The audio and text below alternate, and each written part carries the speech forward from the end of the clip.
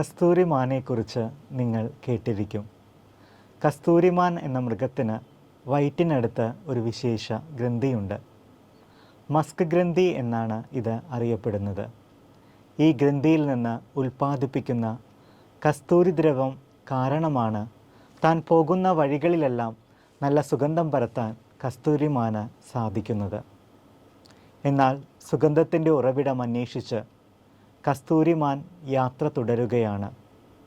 ഘോരവനങ്ങളിലൂടെയും ചതുപ്പ് നിലങ്ങളിലൂടെയും മഞ്ഞുമലകളിലൂടെയും കഠിന മരുഭൂമികളിലൂടെയും സഞ്ചരിക്കുന്നുണ്ട് സുഗന്ധത്തിൻ്റെ ഉറവിടം കണ്ടെത്താൻ.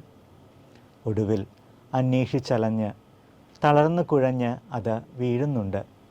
വീഴ്ചയിൽ തൻ്റെ കൊമ്പുകൊണ്ട് തന്നെ അതിൻ്റെ വയർ ആഴത്തിൽ മുറിപ്പെടുന്നുണ്ട്. അപ്പോഴാണ് അന്തരീക്ഷത്തിൽ ആ സുഗന്ധം ഏറ്റവും തീക്ഷ്ണമായി അനുഭവപ്പെട്ടത്.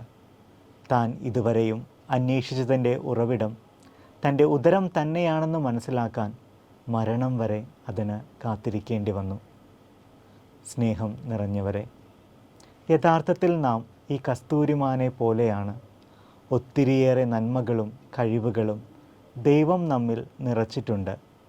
എന്നാൽ അതൊന്നും മനസ്സിലാക്കാതെ എന്തിൻ്റെയോ പുറകെ കസ്തൂരിമാനെ പോലെ നാം ഓടുകയാണ്. യഥാർത്ഥത്തിൽ കസ്തൂരിയുടെ ഗന്ധം ദൈവം നൽകിയിരിക്കുന്നത് മറ്റുള്ളവരെ തന്നിലേക്ക് ആകർഷിക്കാനും തൻ്റെ സുഗന്ധത്താൽ താൻ ആയിരിക്കുന്ന സ്ഥലം അടയാളപ്പെടുത്തുവാനുമാണ്.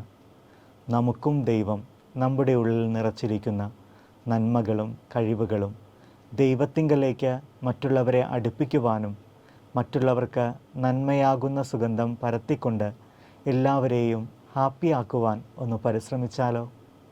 ഓർക്കാം ദൈവവചനം. നിനക്ക് നൽകപ്പെട്ട കൃപാവരം അവഗണിക്കരുത്. ഈ കർത്തവ്യങ്ങളെല്ലാം നീ അനുഷ്ഠിക്കുക. അവയ്ക്കു വേണ്ടി ആത്മാർപ്പണം ചെയ്യുക.